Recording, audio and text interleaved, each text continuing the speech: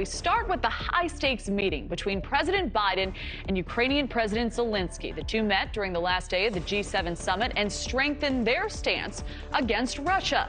Biden says Zelensky promised him that Ukraine would not use the newly supplied F-16s on Russian soil. President Biden went on to say that the Western warplanes could be used, quote, wherever Russian troops are within Ukraine and the area. Ukraine's leader met with some of his biggest supporters in Japan, leaders who said they would not back down from supporting Ukraine. Now, it comes as Moscow claims that the Wagner private army and Russian troops seized the Ukrainian city of Bakhmut. The 8-month battle for the city has been the longest and likely bloodiest of the invasion. NewsNation's Evyn Moon joins us live with the very latest. Evyn? Yes, Biden and Zelensky holding a joint press conference today on the final day of the G7 summit in Japan. And unsurprisingly, the key issue throughout was the war in Ukraine and the news that the F-16 fighter jets are heading to the front line. President Biden receiving assurances from President Zelensky that Ukraine would not use these F-16s to go into Russian geographic territory. Take a listen. I have a flat assurance from Zelensky that they will not use it to go on and move into Russian geographic territory. But wherever Russian troops are within Ukraine in the area, they would be able to do that. I know that you gave us a very big package during this year. It's more than 37 billion. My appreciations. We never forget. Thank you.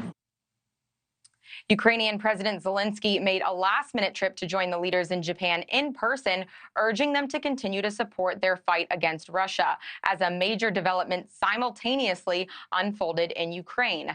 Back on the front lines, Russia's Wagner military group claimed to gain control of Bakhmut, the eastern Ukrainian town that's seen the most intense battles in the war recently. But Kyiv has disputed the assertion, Ukrainian officials saying it is, quote, not true that units are still fighting there, but that the situation is critical. Today in Japan, Zelensky even likening the destruction in Bakhmut to Hiroshima in World War II.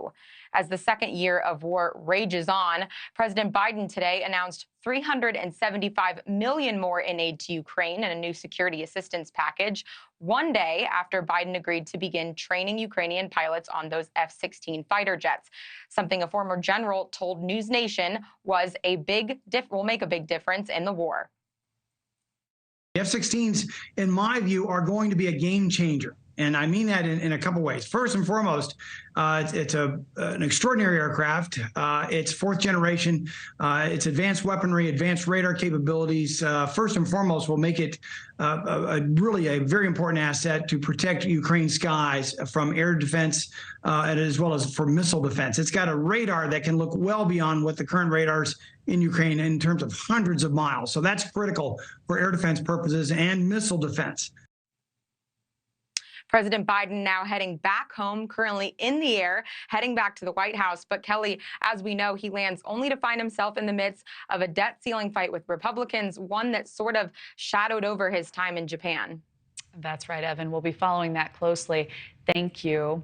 Thank you for watching. Go to newsnationnow.com to find NewsNation on your television provider. And don't forget to click the red subscribe button below to get more of NewsNation's fact-driven, unbiased coverage.